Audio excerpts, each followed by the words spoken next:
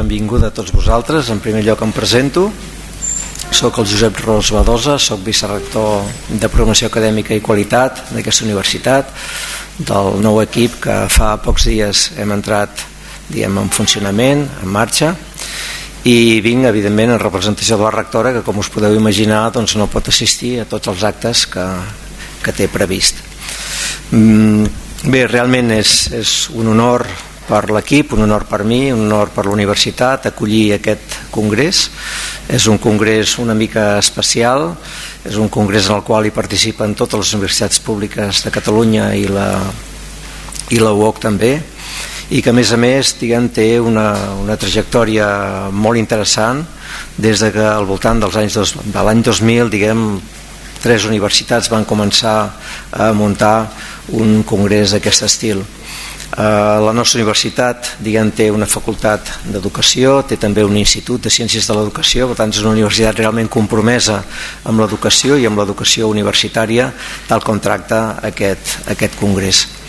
A partir d'aquí us vull donar la benvinguda altra vegada i a més vull donar la benvinguda a la gent de les altres universitats catalanes i de fora del nostre país que crec que participaran en un congrés molt interessant i del qual n'estic convençut que en traureu moltes conclusions i que seran útils de cara al futur de la docència universitària d'aquest país. A més, us vull expressar el meu desig que el congrés vagi el millor possible, que gaudiu aquests dies que estigueu aquí del nostre campus. Segurament molts de vosaltres ja els coneixeu, però si en el cas que no el coneguéssiu us brindo l'oportunitat de que el visiteu. És un campus extens, cada vegada més gran, en el qual hi conflueixen moltes facultats, centres de recerca i que té un caire clarament interdisciplinar, que potser és la característica més interessant de la nostra universitat en aquests moments. I bé, res més, només donar-vos la benvinguda. En aquest cas jo seria l'amfitrió perquè formo part del govern d'aquesta universitat i que desitjo que us passeu uns dies molt intensos, treballeu molt i arribeu a conclusions molt interessants. I ara us passo la paraula al senyor Jaume Casals, que és el vicepresident de l'Associació Catalana d'Universitats Públiques. Moltes gràcies, bon dia a tothom, senyor director general, senyor vicerector, professora Gros.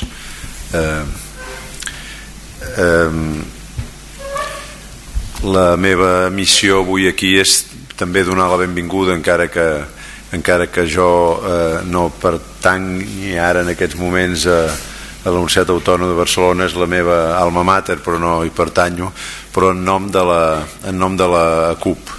La CUP és l'Associació Catalana d'Universitats Públiques, està formada pels rectors de les universitats públiques catalanes i els presidents del Consell Social i organitza també algunes activitats acadèmiques com aquest congrés en nom de les universitats. Ara el seu secretari general, Joan Maria Vilalta, em deia que estaven implicats en aquest congrés les 8 universitats que formen part de la CUP i que van decidir les 8 universitats, en comptes de fer-ho disgregadament les 8, fer-ho ajuntant-se a través de la CUP, i per tant la CUP és organitzadora material d'aquest congrés amb l'hospitalitat que ens fa la Universitat Autònoma, de manera que benvinguts a la Universitat Autònoma en aquest sentit per la CUP. Volia dir-vos només una cosa: fa molt goig veure tantes persones reunides per parlar de la docència i de la innovació a la universitat. La meva impressió, em fa goig perquè la meva impressió és que estem perduts en aquest tema.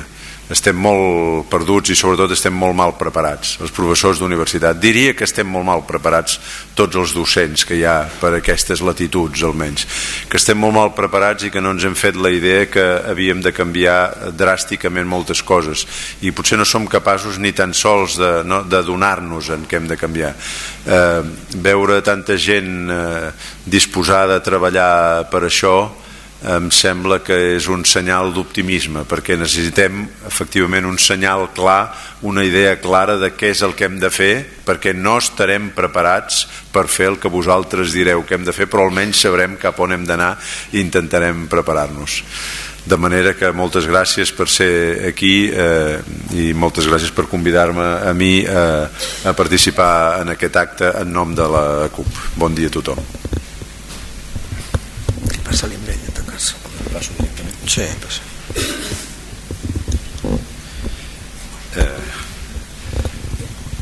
Passo la paraula a la professora Begoña Gros, que és una persona important, crec, en l'organització d'aquest congrés, professora de la Universitat de Barcelona. Endavant. Moltes gràcies. Benvingudes a autoritats acadèmiques, companys i companyes. En primer lloc, jo també voldria agrair a la Universitat Autònoma de Barcelona el suport i l'oportunitat de gaudir d'aquest espai per a la celebració d'aquest congrés i als assistents i als participants per la confiança depositada. Aquest any celebrem la 9a edició del CIDUI i segurament pel pes de la llarga trajectòria d'aquest congrés ens ha portat a plantejar-nos com a tema general d'aquesta edició els impactes de la innovació en la docència i l'aprenentatge. Hem incorporat el terme impacte a la vida universitària amb una certa naturalitat. En el terreny de la recerca hi ha un cert consens respecte al sentit i la forma de valorar aquest impacte. En canvi, en les activitats relacionades amb la innovació i a la millora docent, l'anàlisi dels impactes no és una tasca senzilla ni segurament ha estat treballada ni consensuada. Per aquesta raó, des de l'organització del Congrés hem considerat que és un moment adient per analitzar els resultats que dins de l'àmbit universitari està tenint els esforços continuats que fem des de fa bastants anys per millorar la docència. En els darrers anys, la universitat com a institució de la societat ha rebut i està rebent, de fet, molts impactes i en alguns moments podem tenir la sensació de que no sempre són positius. De fet, consultant el diccionari, la paraula impacte certament no sempre té un significat positiu. Segons el diccionari, un impacte és un xoc violent d'alguna cosa contra una altra, especialment si una de les dues és molt més petita que l'altra. La crisi econòmica, sens dubte, ha estat un xoc violent i ha impactat en les universitats, en totes les universitats, trencant alguns aspectes importants de la vida acadèmica. En qualsevol cas, no vull fer un discurs negatiu, penso que hem de ser molt positius, i pensant en el concepte impacte em venia a la ment l'arquitecte Antoni Gaudí, que va crear una tècnica que s'anomena trencadís. La tècnica consisteix en aprofitar peces de ceràmiques trencades per fer noves composicions sense res a veure amb els dibuixos de les peces senceres. D'aquesta manera es crea a partir de trossos noves figures i noves imatges. També us he de dir que hi havia qui deia que això ho feia perquè era català i volia aprofitar les peces.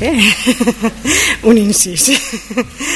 Em sembla que ara ens toca a nosaltres crear noves composicions i esperem que compartir els resultats de tants treballs des de diferents mirades ens ajudarà a composar noves figures. En aquesta edició tenim al voltant de 600 inscrits de 25 països. Hem convidat experts internacionals que ens aportaran els resultats de les seves recerques i estudis, exemples de propostes i actuacions. Hem seleccionat més de 300 treballs que, com ja heu començat a veure aquest matí, hem presentat en diferents formats, pòsters, comunicacions i sessions monogràfiques. En nom de tot el comitè organitzador i del comitè científic del Congrés us agraïm molt la confiança i esperem que aquests dies siguin realment molt profitosos. Moltes gràcies.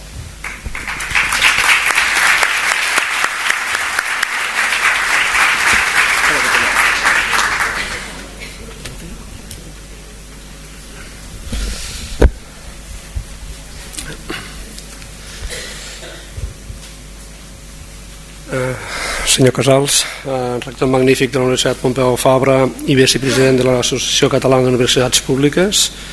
Senyor Ros, vicerector de Programació Acadèmica i Qualitat de la Universitat Autònoma de Barcelona. Senyora Gros, coordinadora del comitè d'organització d'aquest congrés. Ponents, amigues i amics, amigues, amigos, aquest speaker. En primer lloc, agrair la invitació dels organitzadors a participar a la Direcció General d'Universitats a aquesta cerimònia inaugural. voldria començar les paraules felicitant els organitzadors per l'acció continuada durant aquest temps per fer aquesta novena edició del Congrés Internacional de Docència Universitària i Innovació.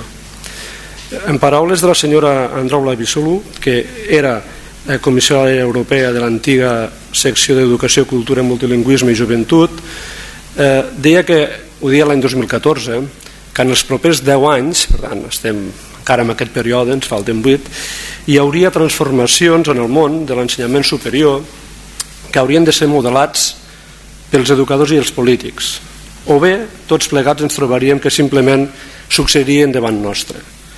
Precisament d'això va la trobada d'avui, entre altres coses, d'innovació en ensenyament superior i de com aquestes transformacions han de ser incorporades en les nostres polítiques o simplement, com deia abans, serem espectadors de la seva aparició. A més, els importants vincles de l'ensenyament superior amb la recerca i la innovació i, per tant, en dissenyar l'economia del coneixement que volem tenir, otornen gran rellevància al tema. Avui en dia l'ensenyament superior afronta una sèrie de reptes compartits arreu. Per un costat, una demanda creixent de l'educació superior.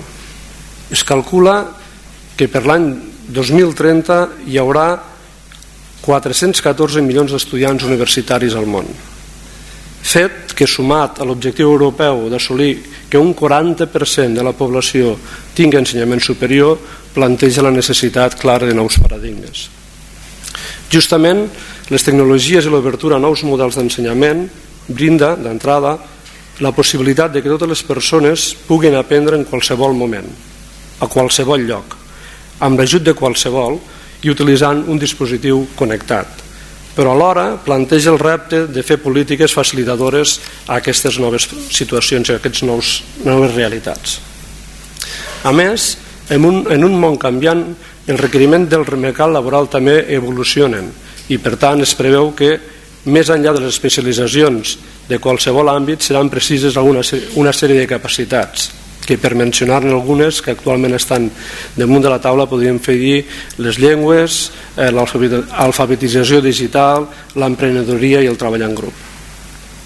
Finalment, estem en una època on les arques públiques s'han reduït respecte a etapes anteriors i, per tant, han imposat la necessitat de solucions que permeten, d'una banda, pal·liar la pressió del cost de l'ensenyament universitari i, per l'altra, permetre també que la universitat continuï sent la institució inclusiva i vertebradora de la societat. I tot amb polítiques de qualitat i d'efectivitat d'ús de recursos. Davant d'aquest panorama, la innovació en l'entorn universitari hauria de tindre en compte almenys 3 aspectes. El primer fa referència a la missió. A Europa, els governs estan posant en marxa reformes alineades amb les agendes internacionals, convençuts que les dues vies per compartir amb èxit aquesta economia són mitjançant la transferència dels resultats de la recerca en béns innovadors i mitjançant un sistema d'ensenyament superior que pugui atraure talent internacional i inversions estrangeres i alhora formar una població altament qualificada. Les universitats han de ser al centre d'aquesta estratègia. El segon aspecte a considerar és el model. La universitat no és una institució aïllada, és part central de complexos ecosistemes amb empreses, agències, think tanks, incubadores, centres adscrits, proveïdors i captadors de serveis, societats, estudiants, governs, polítics, acadèmics, col·laboradors, agents d'innovació i una llarga resta d'altres agents. La rigidesa de les universitats tradicionals dona pas a models alternatius que cal estudiar en detall. I el tercer aspecte que caldria tenir en compte fa referència a les polítiques. Les universitats han de passar necessàriament per un procés de redefinició pel que fa al seu finançament, la seva governança, el seu procés de presa de decisions, regulació i, sobretot, rendiment de comptes. Fins i tot l'orientació més aviat comercial i repensar el seu paper en la societat. En tot aquest marc, i a l'espera que s'obtinguin conclusions innovadores en la línia del model que s'està treballant, els desitjo una jornada molt profitosa. Gràcies.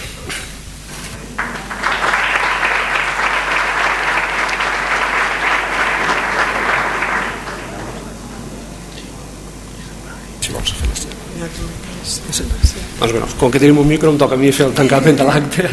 Donem per tancada aquesta acte de benvinguda i a continuació tindrem lloc la conferència inaugural.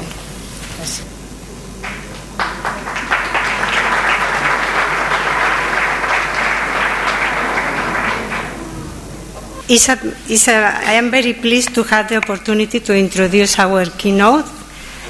Dr. Filip Dochy received a PhD in Educational Technology and currently he is full professor at the University of Leuven in Belgium at the Center of Research of Professional Training, Development and Lifelong Learning. He was the president of the European Association for Research and Learning and Instruction, and currently he is a member of the European Academy of Science.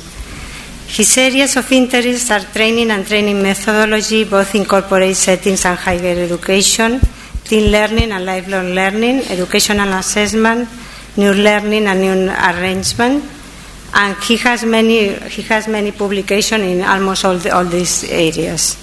He is the founding editor of the Educational Research Review and the Frontline Learning Research. He is a member of several editorial boards and scientific journals such as Learning Instruction, Studies in Higher Education, and so on. So it's my pleasure that the floor. The title of the presentation is High Impact Learning and a Shared Vision in Higher Education.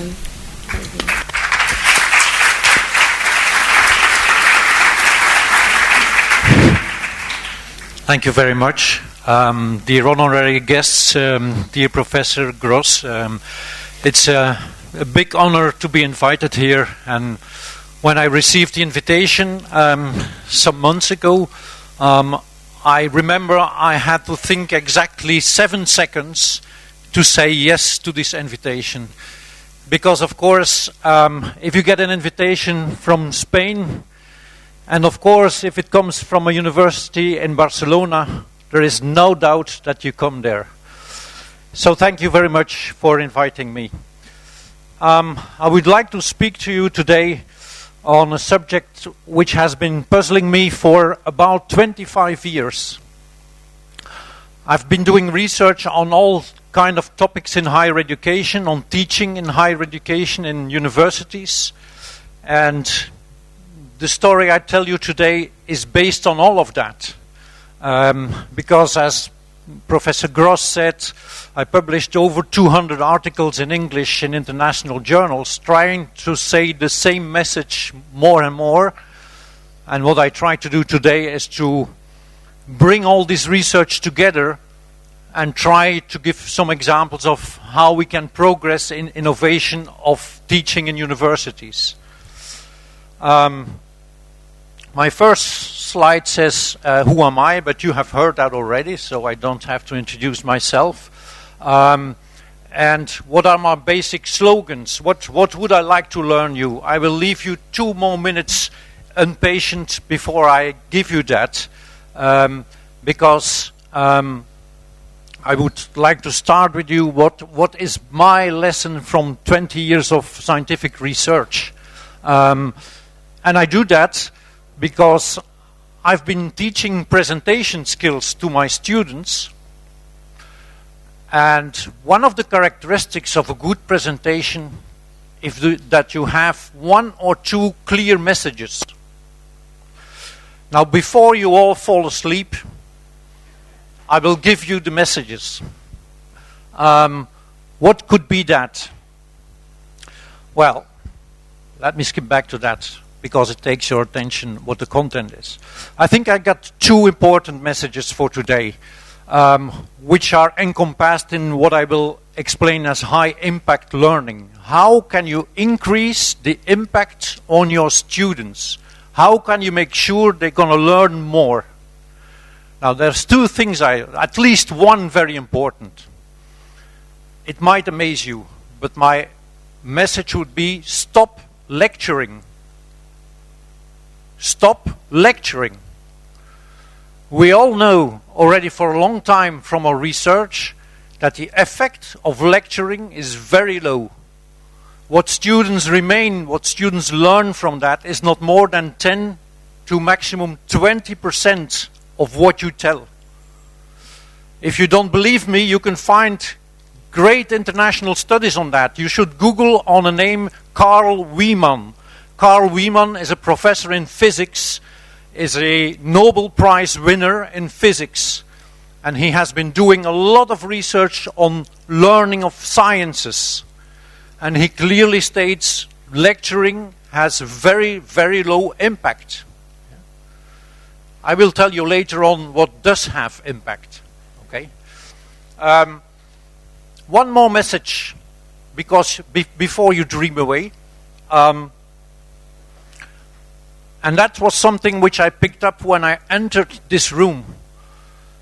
Spain is one of the most important countries in the European Union, and for that reason, my second message is: tell your television stations to stop dubbing the movies on your TV channels. It's very important that all of you speak two world languages, Spanish and English. And your television stations are just creating the problem. Okay. So, what do I want to do today with you? Now, this is about what I want to tell you. I want to tell you about how we learn today. What is changing? Are we learning today differently than 20 years ago? Do our students learn differently? And what are the competences for the future labor market? What does our companies ask us? Yeah. Then I tell you a few things about competence-based learning. Do we need to try to teach our students competences? And after that, I will show you something or tell you how top education programs look like. What do they do? How do we tackle the problems? And then I will come back to the 7 building blocks of high impact learning. How do we create high impact in our classes? What do we have to do? And finally, I tell something about your quick wins. What can you do very quickly? Yeah. Okay. Learning of people. There have been a lot of studies to find out whether we as younger or older generations do learn differently. Do young people learn really different than older people? None of these studies have been very conclusive. The conclusion is a little bit, we don't know if young guys really learn differently than we as a group of teachers, professors. But what is clear, that is that we all together, all of us, no matter your age, we do and learn differently. Now, can I ask you, how many people did in the last 4 weeks read a book which is connected to your subject you teach, which is thicker than 500 pages? Who of you did read such a book in the last 4 weeks? One person. Did you read the full 500 pages? No. One person there. Did you read the full 500 pages? Yes. Okay. One person on 600. Now let me ask you the following question. Who of you is asking as a professor to your students to study a course of 500 pages? One? Not more? You should ask much more to your students. What I try to say is that the world is changing. If you have a problem, even if it's content-oriented, if it's related to your own subject that you teach, and you want to know something, what do? You ask it to your colleagues, you Google it on the internet, or you read a short article. That's what young people do. That's what my generation is also doing. All together, we are moving away from traditional ways of learning. We don't read a book of 500 pages to know how we do a particular thing or to know a specific solution for a problem. Yeah? Well, we don't learn linearly. We learn laterally, which means from different sources at different moments. Okay? And that's important to remember because that should influence how we teach. Okay. Now let's look at the labor market. Let's look at our companies.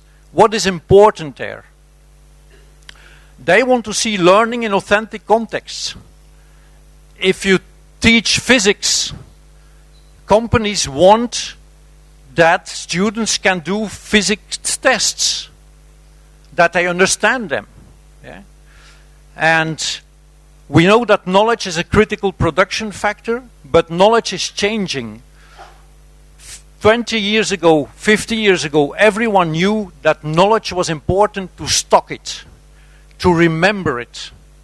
Nowadays, we get more and more convinced that knowledge is development, is developing your talents constantly. So this creates a different point of view, because trying to fill young students with thousands of pages of knowledge is maybe not the best way to do it. And certainly not asking them to memorize everything. Because if we ask them to memorize, we know that a few days later they forgot 80 to 90% of it. Okay, well, this is probably what you all know, that in the very near future we're getting a war for talent, because we are a lot of people in our societies which are over 50 years old, and there are not enough people who are very young in most of our countries. So companies will try to have that war for talent in order to get the best young people in their companies.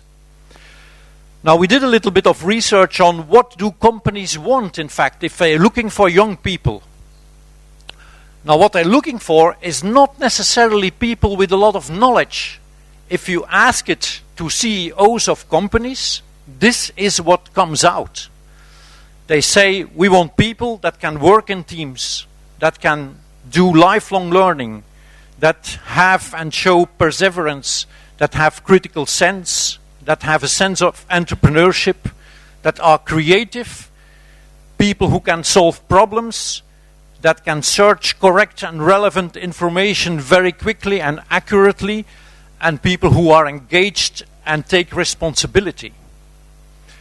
Now, if this is what our companies or economy ask for, it's a good reason to try to teach in that way. So that means that certainly we will have to teach him basic knowledge, for sure. But we also going to have to learn them these kind of competences. Now, in the past, it's not that we have been doing nothing, of course. Universities has developed every year. Every year we did another step, and we have tried to do a lot of these things that you see here. We've been trying to strive for competences. We have tried to integrate different subjects. We have tried to use mixed learning environments, giving practicals to our students, lecturing to our students, sending students out in the field, asking them to do projects, etc. And in some countries, more than in others, this has led to interesting results for students, because gradually we have been decreasing our amount of lecturing. Now, this is certainly, and I think certainly for a country like Spain, where traditionally I think lecturing is very rooted in the traditional universities, I think this is an important question. How well is a student prepared to do something else? If you all tell your students tomorrow, I'm not going to lecture anymore, but you students are going to work, the students will look up and say, oh, what's happening? What a strange idea. But it's also another problem in innovation, and that's this. Are the teachers prepared to do it? I've seen in many different countries all over Europe where teachers were told, try to lecture not as much, try to do things with your students, try to give them a project to work on, let them work, let them make exercises, make them go to the companies, make them go outside university to learn things, make them work in small groups. But I've seen that it's almost scary for teachers. It's not easy to do that step. So if there's one thing also to remember is, if we want to go in that transition, in that innovation, we will have to train a lot our teachers and to support them. Okay. Now, well, an important question is, of course, if we don't lecture, how will we create an impact on our learners? How can we increase the impact? And what we did last year, we did two things. We interrogated teachers and people in companies and asked them, if you teach, there are certainly a few moments where you feel, wow, now I have impact on my students. And I know what I have been doing, that will create something with the students that they will never forget what I did with them. They learn for a long time. And what we also did was, we looked at research of the past 25 years. What has research on learning and instruction learned us? What do we know from that? Now, we've tried to bring that together, relevant for teaching in higher education. Before I tell you more about that, well, let's just look one moment at what we see in everyday practice. We see these transitions. We see some innovations. Yeah? We see some individual teachers doing fantastic things, putting a lot of efforts in it. We see also teachers trying to make different types of tests, what we call new modes of assessment. Not doing multiple choice tests all the time where you test memorization, but rather ask your students to create a portfolio, to assess the portfolio, to do peer assessment, to let students assess each other, or do co-assessment, assess students together with the teacher, etc.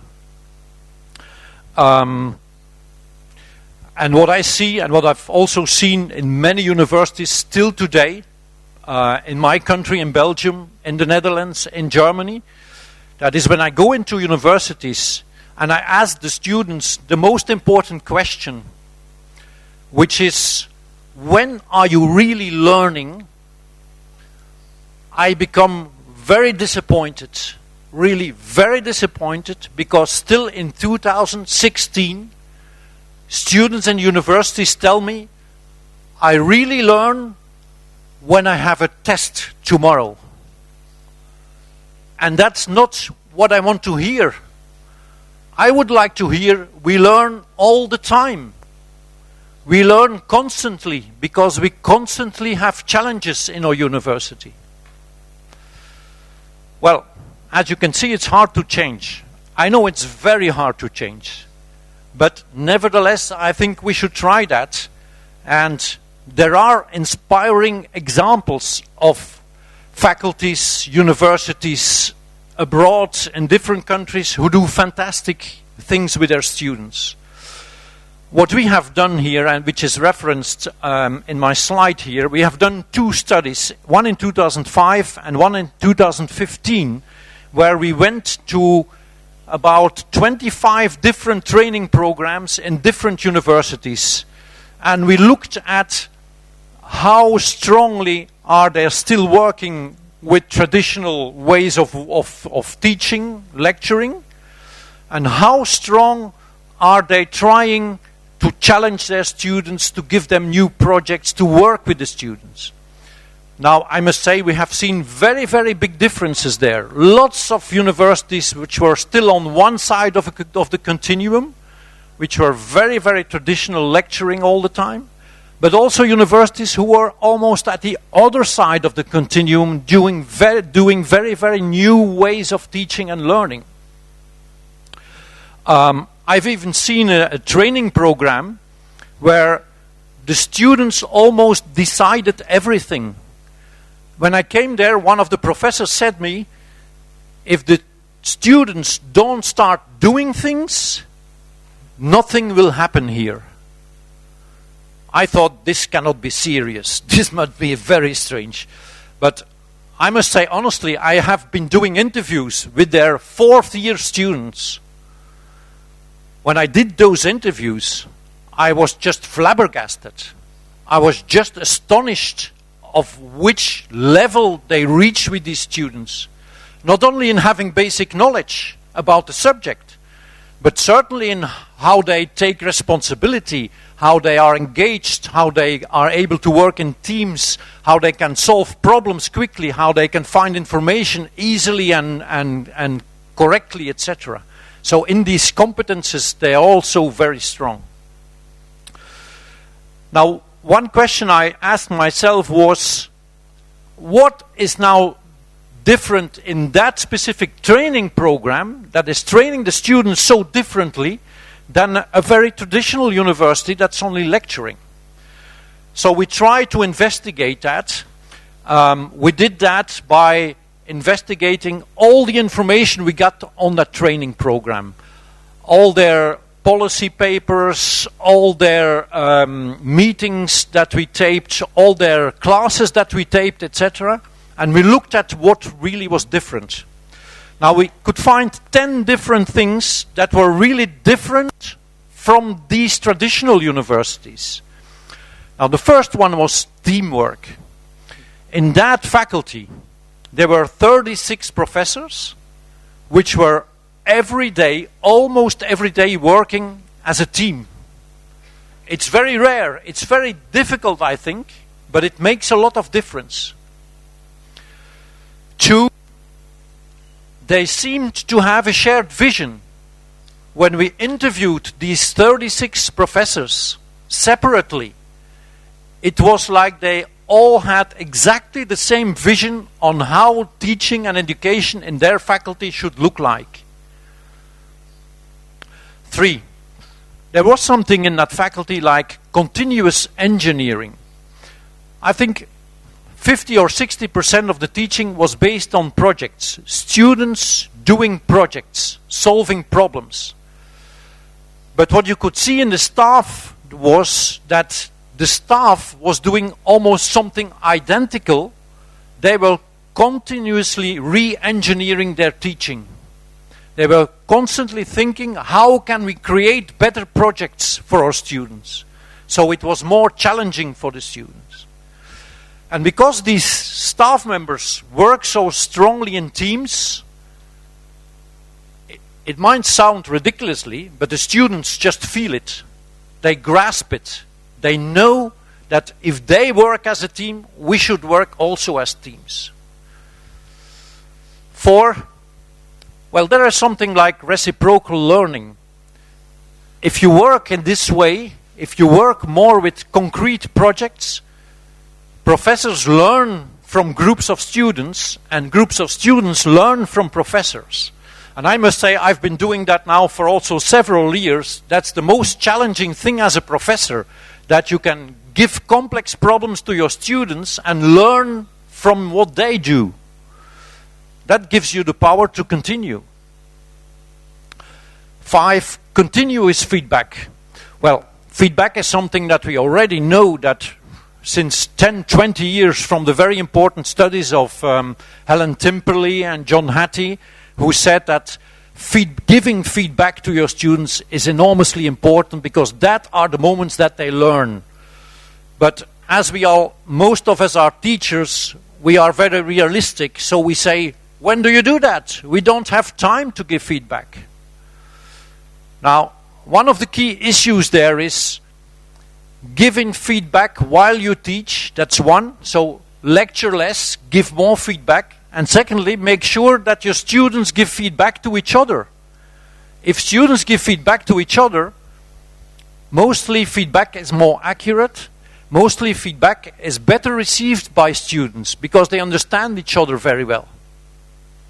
Of course, you need the mentality to do it. I know it. That's not easy. You need a different mentality for students to give feedback to each other. Well, the 6 points of difference that we saw was certainly the communities and the project teams that established very close communication. What we see is that in a lot of university programs, students learn only from the professors, but there are very few occasions where students learn from each other. there is a low degree of knowledge sharing between students. If we can force students to share their knowledge, to talk, to discuss about what they find, how they want to solve the problems, they learn much more from each other, which is something which can be interesting for the future. Seventh point is trust. We as professors, we give trust to our students or we don't. If we work together with the students, students are much quicker trusting you because they learn to know you better. If you keep the distance and you lecture, students don't trust you that much. And trust is an essential element in learning, because what we have been doing in the past is my team in Leuven, we have been investigating learning in teams over the years and looking at which elements are important for a team to be able to learn. Now, the first thing we did, of course, and that are the easy subjects, that are your own students. You try to investigate your own students in teams and try to find out why they learn or why they don't learn. And because we did find interesting results with the students, we thought, would that be the same if it would be a complete different team? Would the conditions to learn be exactly the same? So what we did in the past 6-7 years was, we did not only investigate the student teams, but we investigated the same in police teams, in military teams, in nurse teams, in cockpit crews, in football teams, in basketball teams, in volleyball teams, in every type of team we could find. And guess what? The model was still there and was valid for all these types of teams. And now you will ask me, what is the most important factor? Well, it's there. The most important factor that influences learning in teams is trust, is psychological safety, feeling yourself good in your group, trusting your classmates, your teammates, is the most important factor for learning. Eighth aspect that was different in that training program is the learning of students was the core business. And I know this is a difficult point for universities, and certainly universities that are strongly directed towards research. Most of professors in university have on their priority list 1, scientific research, 2, teaching. That creates a duality. That creates a problem. What you see here in training programs that are very strong in teaching is that they put the learning of the students at the highest priority and they involve their students in their research. That's the way to go. 9. There is a focus at problem solving and reflection. You see that alternative good training programs try to guide their students a lot in solving problems. They give them a lot of problems and ask them, try to solve this problem. Try to do this. 10. Learners are highly aware of their ability and responsibility to steer the process, which means that if you give some responsibility to the students in your class, mostly they will take that responsibility and do things, take initiatives, and that gives them the engagement, the power, the interest to do things. I will later on show you a short movie to show you how you can do that, even if you have 200 or 300 students or 400 students in your auditorium. Okay. Well, looking at that training program and looking at the interviews we did with all these people in all these different higher education training programs and looking at the 25 years of research on learning, we came to the conclusion, well, if you want to create high impact, and that is what we call high impact learning, you will need to do or focus at 7 different issues. We have written these down in a small booklet, which is about 100 pages. Unfortunately, up till now, it's only written in Flemish. But by the end of the year, we will have an English version. And if someone of you is interested to translate it into Spanish, you're very welcome. Now, we came up from the research that we did with these 7 building blocks, which are necessary to focus at if we want to create impact on our students. Now, what I want to do with you is to run over these 7 different blocks and try to explain them to you step by step. Okay. Now, we start with the first block with this urgency gap problem.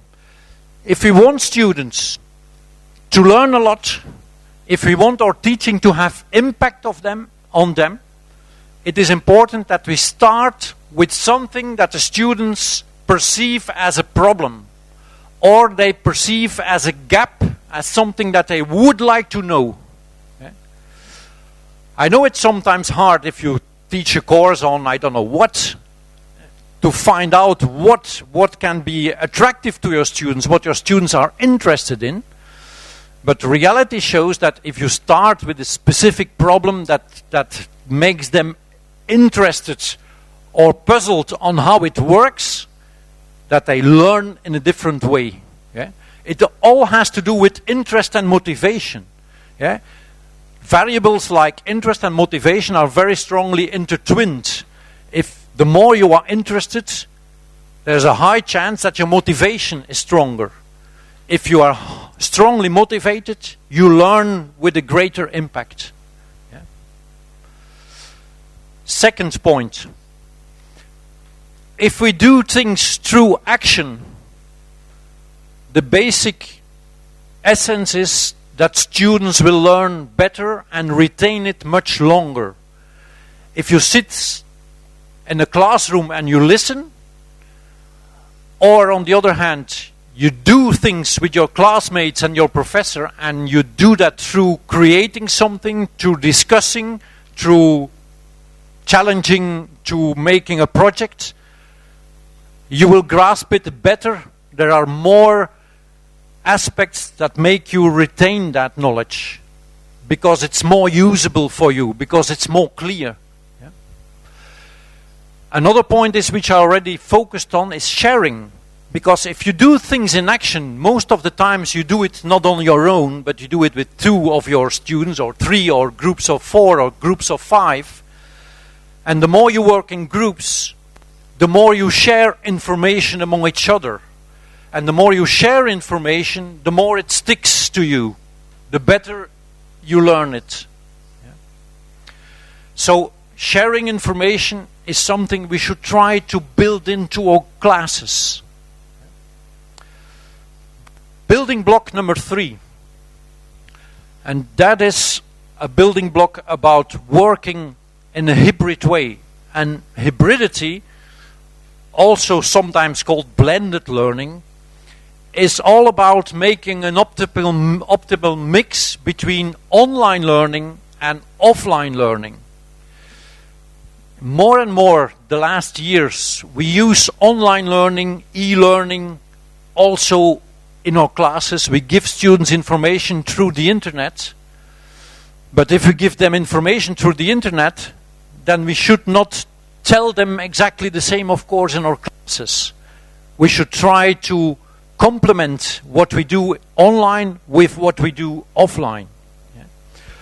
Yeah. Well, I've seen institutes, faculties, where they use just-in-time classes. That's not easy, of course, but imagine that your students are divided in groups of 6 students, and they do a project, each group of 6. If they run into a problem about, say, change management, if you then, the day after, can give them a lecture on change management, they will much better grasp what you tell them, because they experience the problem themselves. They need the information that you give them. Okay? So just-in-time classes, although it's difficult to schedule, it's difficult to organize, they have a higher impact than just regular classes. Okay. Well, related to hybrid learning, there is something that is coming up the last 4, 5, 6 years, which is called flipped classrooms, where a lot of professors and universities nowadays try to use the online learning in complement with what they do in their auditoria. Although, well, it's fantastic if you have 20 students, because you can interact a lot with your students. But it even works if you have 500 students. And that's what I want to show. This young professor from one of the American universities is a teacher in psychology. And he shows, for example, how you can use hybrid learning in your classes. Hi, I'm Dr. Stephen Toddy. I was hired by the Psychology Department at North Carolina State University to recommend curricular changes to large enrollment classrooms like Psychology 200, which is introductory psychology here at NC State. In an effort to increase critical and creative thought and to make the classroom experience in a large enrollment classroom more engaging, the model that we're using to approach this issue is a flipped classroom. The flipping the classroom model is an instance in which we ask students, instead of traditionally coming in and listening to a lecture for the full class period, students are asked instead to watch videos prior to coming to class, like the one that you see here, that I've recorded that contains all the content from that lecture that was intended. And then when they come into class, we spend that time together working on collaborative projects. The students group up into small groups, they're assigned roles, and they complete group work that helps them think critically and creatively during that class period. So there are two kinds of efficiencies that are bought by recording the lecture on video and then giving it to students beforehand. And those two efficiencies are, first of all, the lecture is cut down from about 50 minutes to between 12 and 24 minutes. So from a quarter to a half of the amount of time that it would usually take to convey that information. That's the first one. Obviously, time is just saved that way. The second one is, at the pace that I move in class, some students get lost, while some students are really bored moving through the material. So this way, I'm free to speak at whatever rate I wish, as long as it's clear and coherent. And then students, if they haven't caught all the information or they want to slow down the video or go over something again, have the liberty to do so, something they could never have done in the actual live classroom. So here's the formula that we apply to make the flipped classroom work. As you know, students have already watched the video before they come into class, so the moment that we start class, the students complete an open note quiz based on the content from the lecture to encourage their note-taking during that video. After that, they start on the first of two group exercises, where they form together as groups, they assign themselves roles, and they're given a discussion question that promotes creative and/or critical thinking, and then write as a group their answer on their discussion board. I get to circulate during that exercise and speak with all the groups, speak with members who may be confused or people who have really great ideas, and during that I identify a couple of groups that I want to come down and record their responses. Once the time is up for the task, the timekeeper alerts the facilitator, who brings the group's focus back to the front of the room. Once focus is reobtained, the presenter is asked to hold up the board so that I can record it with a photograph that will be used later to provide students with reflection on what answers they provided as a class. Once I've documented responses, I ask specific presenters from specific groups who I see holding up very interesting responses to share out what kind of response their group provided and the logic behind it. Having identified groups during the group work time that I'd like to come down and record their responses on video, I now ask those groups' presenters to come down and do so. Student responses that are recorded during class can be put into a playlist that can then be used as artifacts of student learning throughout the semester. After student responses are recorded for this discussion question, we move into the next. No, there are just two people in the population and they happen to be identical twins. Thanks to the efficiencies bought by recording the lecture prior to class instead of presenting during the entire class, there's time available at the end of class to invite students down to ask any questions that they have about lecture content from the video or any questions that arose during the class activities. Using the flipped classroom model affords students many different kinds of benefits. Even and especially in a large enrollment classroom, students are able to publish their own critical and creative thought products. They're able to reflect later by going back to those videos and watching themselves perform. They're able to improve their performing skills, and they're able to develop more high-quality relationships with their instructor. Okay, I hope you could follow that a little bit. Now, For the young professors amongst you, this is a great challenge to try this with your students. Divide them in groups in your auditorium, give them assignments, let them work on assignments, let them discuss in groups, and then afterwards try to record what their solutions are. And you see, as we're trying to do that also in our own university, we experience that students learn much better. It has more impact. They retain it for a longer period. If you ask them what they have learned after 3 years, they still know exactly what they have been doing. Okay, fourth block, building block of high impact learning. That's what we call, and what is called in international literature, learner agency. It's basically providing responsibility to the students, telling them you have also a responsibility, you need to do things also. And one of the most easy applications of that is giving students more choices. If you give assignments, don't give them one assignment, but give them 10 assignments and ask them to choose one of these 10 assignments. Or give them 3 assignments and ask them to choose from that. So give them choices, gives them the idea that they learn, that they have responsibility, that they are a partner in the learning project. And it gives them a different feeling. Of course, you can also try to do other things, but one of my colleagues in organizational psychology, he's giving training to CEOs in companies. And what he tried to tell the CEOs is the ABC of the manager. He says, if you want your personnel in your company to be satisfied, you need 3 things for your personnel. One is autonomy. You need to give them some autonomy. 2, you need to give them some belongingness, the idea that they belong to your company. And 3, you need to give them a sense of competence. You need to give them the message that you appreciate their competence.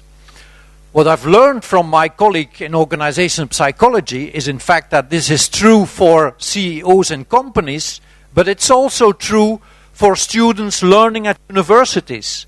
If you want to create impact on your students, you also have to try these 3 things. 1, give your students some autonomy. 2, make sure that they have the feeling that they belong to the group. And 3, stimulate them by encouraging and agreeing that they grow in competence. Let me tell you a short anecdote. And Lara knows that. She works at my university now, so she knows that. I have a colleague professor who was taking oral exams. Every student who went to that oral exam had an enormous fear and had a frustration for the rest of his life. When 3 years ago I became program director at my faculty, students have signaled that to me, and I have forbidden this professor to give any oral exams any longer. Based on that story and knowing them, having heard from a lot of students, because I did get emails from more than 50 students who all told their own story, how they were frustrated by the way that he took the oral exam, etc. I've been trying to do just the opposite. In my oral exams, at the end, I tried to tell the students, this exam was good, and I know you are extremely talented. Try to develop your talents. I know from some of these students already, because after graduation, some of them came to me and they said, Professor, you are the reason why I graduate today. And I say, why I am the reason? Because you told me 3 years ago that I'm talented. And I think we rarely tell that to our students. And whether or not you believe it, but in your universities, you have, regularly speaking, the most talented Spanish young guys. So you should tell it to them. And what does he do if you tell it? You give them the idea of belongingness. You give them the sense of competence. Yeah? If you tell them all the time that they are bad, that they are lazy, that they are stupid, your end result will be lesser impact. Okay, that's good to remember. It's very easy to do. It costs you one sentence.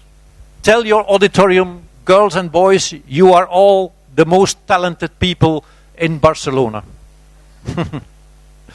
Okay, the fifth building block. Collaboration. Well, this is something that has been supported by a lot of scientific research. If you're interested in that, you can find my research with my team, which was directed at learning in teams, or you should Google on two very well-known American professors, David and Robert Johnson, who did tens and a whole load, maybe hundreds of students on working in small groups. Johnson and Johnson studied that in kindergarten. They studied that in primary school. They studied that in secondary school. They studied that in universities. And basically the result is at every level of education the same. For the mean student, working in groups has better impact on what he learns. Yeah? Of course, in your classes, you have a few brilliant students which will do better on their own always. Even if you don't teach, they will do brilliant. But for the rest of the students, working in groups is an asset, is important. Yeah? It should not always be in small group with students. You can also do as an individual in a network, which means virtual, through the internet, working together, or together with an interaction with a coach, which could be you or someone else. Now, I told you already, what are the conditions to learn in small groups. There are two conditions. Well, the most important is trust. You have heard that. If there is trust within the small groups, they are eager to learn much more. And two is, there should be a clear challenge. If you're able to challenge your students with a complex problem, with an interesting problem, with something which is interested from their point of view, then you will catch their idea. Sixth building block of high impact learning. Well, that's a little bit a different one, because it says basically we should be more flexible in how we organize formal learning and informal learning. Formal learning means you're teaching in classes, it is structured, there are preset goals, you know on forehand what they're going to learn, and you teach at specific times and days. Informal learning means you learn more by accident, by interacting with each other. You don't know beforehand exactly what you're going to learn, but you create opportunities to learn. Now, there is an enormous hype now in industry, where people who train people in organizations say we should much more focus on informal learning because it's much cheaper than formal learning. Because learning by accident, by interacting, does not necessarily cost anything. But if you set up structured trainings for your people in your company, it costs a lot of money.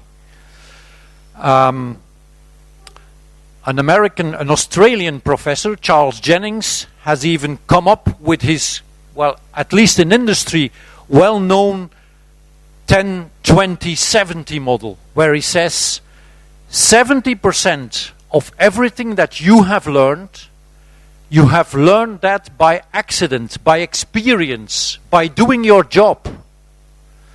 20% of what you learned, you have learned that by interacting with your colleagues.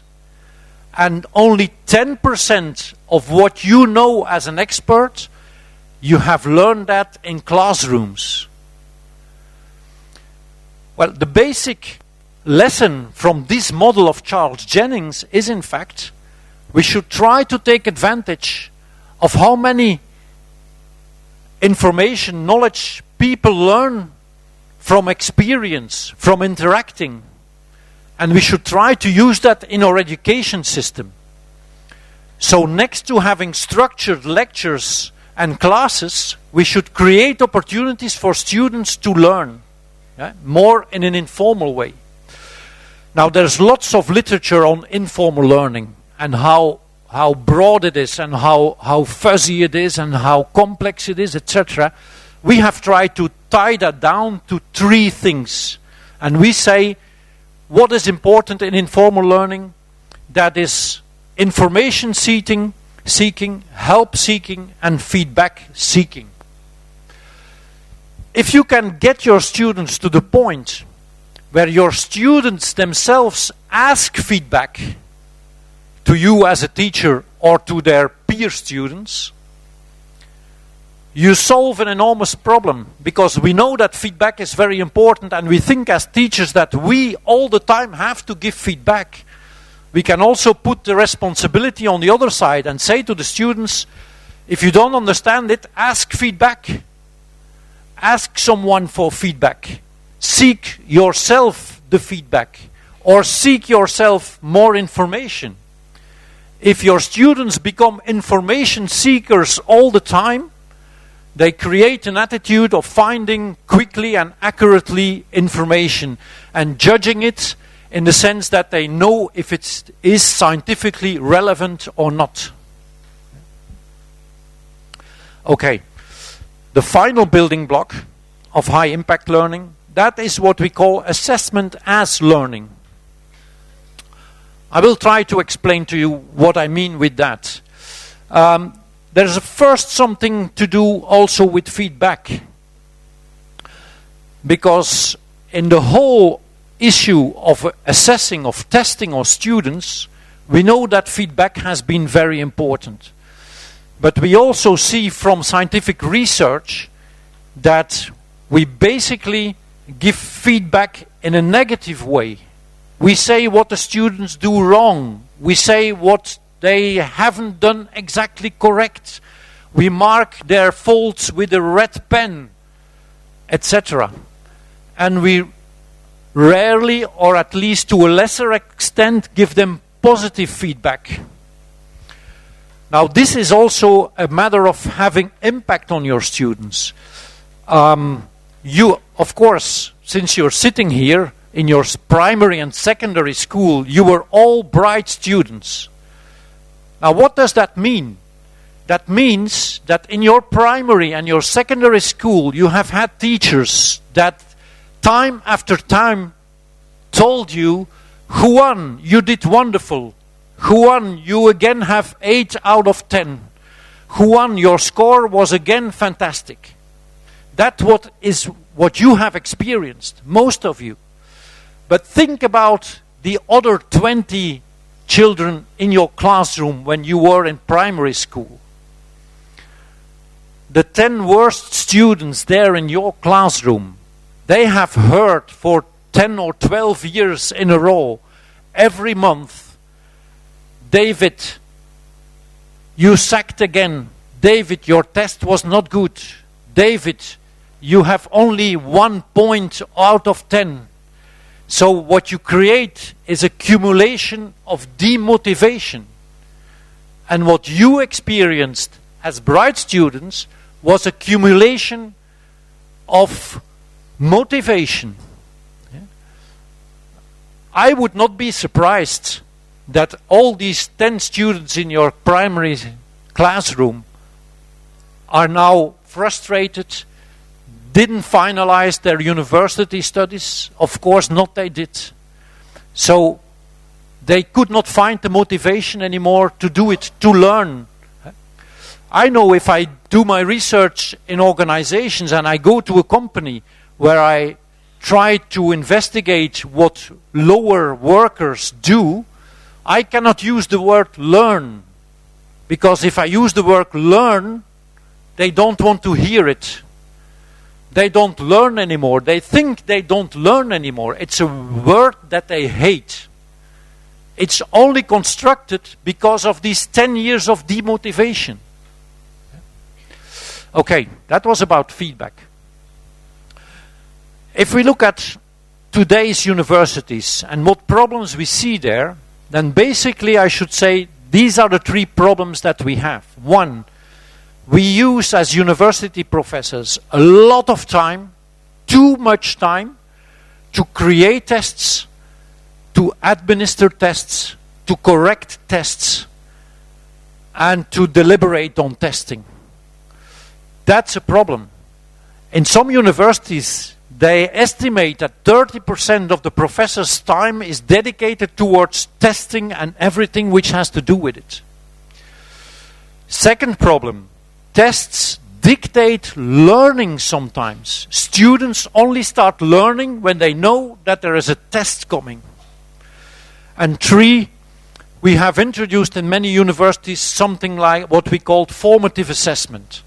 A test which is meant to give you feedback, but finally not necessarily is taken for your score.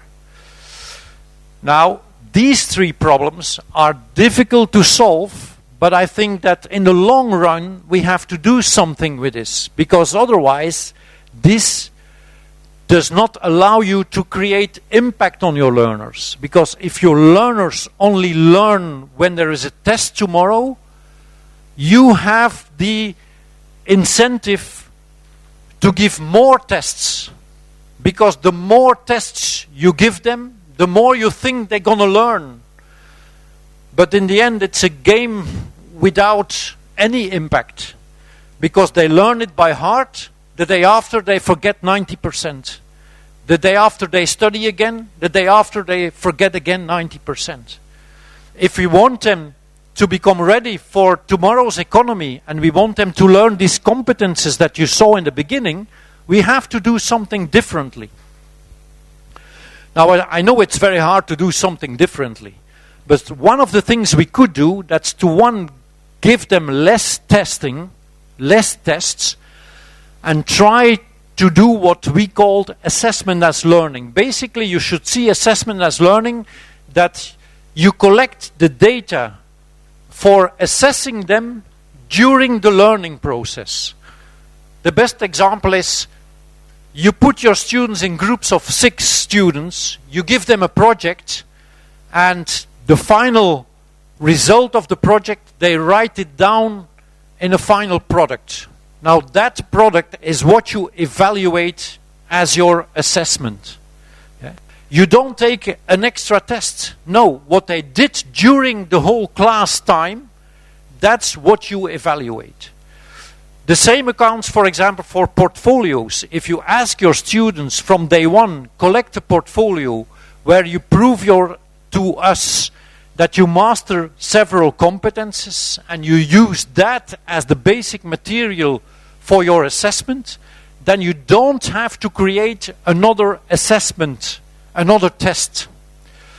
What research basically shows is that students, for many tests, are so afraid that it's much more a stress moment than a learning moment.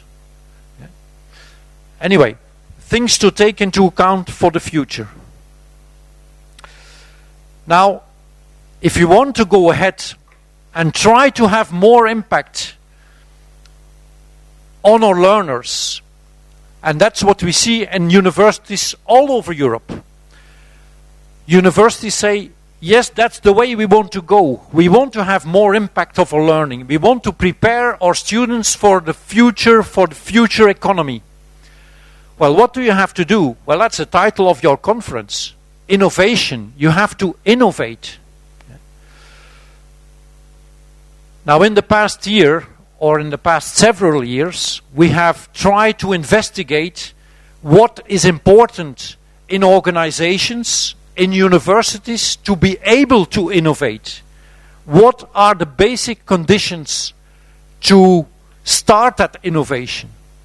And if there's one thing, and that was Lara's research, Lara, who is sitting here, she investigated in, I don't know exactly, I think 20 or 30 different higher education training programs, what was important to come up with innovation. And basically the answer is a shared vision. if you and your faculty want to innovate something, the first thing you have to do is sit down with your colleague professors and discuss on what you exactly want. If you do it on your own, well, you can do some things on your own. You can say on your own as an individual professor, I'm trying to work with the flipped classroom. I'm going to record my lectures into small video items, about 6 to 10 minutes, and I put that on the internet. I will ask my students to watch these videos before they come to the classroom, and in the classroom we're going to work, we're going to discuss, we're going to solve problems. That you can do on your own. But if you want to innovate your whole faculty, you will have to discuss with your colleagues, what are we going to do? Are we going to work more in groups? Are we going to introduce hybrid learning? Are we going to cooperate to a different extent? Are we going to use new methods, etc.? What you have to do there is basically almost the same story. It's strange. What Lara did was she did 33 interviews, transcribed them, analyzed them with NVivo, and then saw that in training programs where there is a shared vision, it works best when the vision is simple, clear, and transparent. If there is a short and clear idea on where the whole faculty teaching is going to. Yeah? Not a complex shared vision of 20 pages. We have seen that. We have seen faculties, institutes who say, we have a shared vision, you can find it on our website. And then you find 3, 4, 5 pages, 10 pages. But if you ask the people who do the training program about their shared vision, they cannot say what's in it. They say, look at the website. But that does not work. You need a simple message, 3, 5 statements where every teacher in your faculty stands behind. If you have that, you can work in the same direction. Now, what is important if you want to come to a shared vision? Well, basically, it's one, you need some time. You cannot do it in a hurry.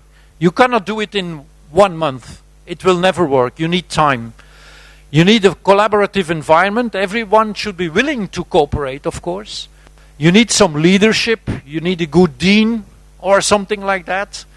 And you need, of course, personal mastery. You need a little bit of expertise. But that is probably not the problem. It's basically about being willing to cooperate and the time to invest in it. Well, if you don't have time, I already told you how to create time, didn't I? Take less tests. Do less lecturing. It creates time for professors. Okay. What else do we need? Communication, understanding others' perspectives and dedication, but that's logic, isn't it? And what influences this? Openness, respect, trust, engagement, and visibility. Of course, if you as colleagues trust each other, are open to each other, it will be much more easy to come to a shared vision, and from that point on, try to innovate your training program. Okay. Well, this looks like the complex model that Lara created based on these several factors, but don't look at it too much. This is in Flemish still. Okay. I want to wrap up with some quick wins. What can you learn from high impact learning? What can you do on a short term?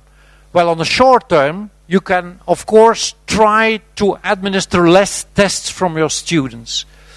You can ask yourself, do we need every month a test to know which are the brilliant students? Do you know for your course on, is it necessary for your course on physics or your course on psychology to take 5 tests within 1 year? Can you also do it with 3 tests? Well, that's an interesting question, I think. 2, try to use more assessment as learning. Try to think about the ways in which you test. Don't go back all the time to oral exams or multiple choice exams. Try to use different types of exams. Try portfolio assessments. Try products that you assess. Try assignments that you use as tests, etc. And in literature there are lots of different ways of assessing.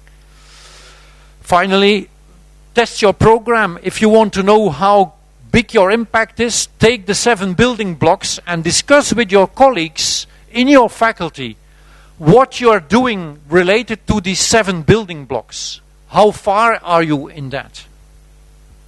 And finally, create a shared vision. If you create a shared vision, it will certainly bring you the ideas of innovating your teaching in your faculty. It always has impact. Only having a shared vision already is a step forward. Finally, in the long run, you can make in your teaching the 7 building blocks that have impact in your learning stronger, which does not need you have to focus at 7 building blocks in one time. What you can do is just say, okay, for the time being, we think that the building block of cooperation or the building block of hybrid learning is important for the short-time future of our faculty. So in the next 2 years, we will focus at that building block. If you then have focused on that for 2 years, you can choose another building block for the next 2 years. Don't try to do everything at one time. It's basically better to do one step at a time and to progress with all your faculty staff in that direction. Well, having said that, I made a nice picture of the hill. In fact, we started with calling it high impact learning, but we wanted a nice acronym, so we wanted a double L at the end, because that is the perfect English for hill. So we said, okay, let's make it high impact learning that lasts. Because if you have impact, it will last longer, the effect will last longer on your students. So I went to the Provence in France, and I made a nice picture of a hill to picture it. And if there's one thing I promise you today, ladies and gentlemen, nice people from Spain and Barcelona, next time I present this picture, it will be changed into one of the wonderful hills of Barcelona. Thank you very much.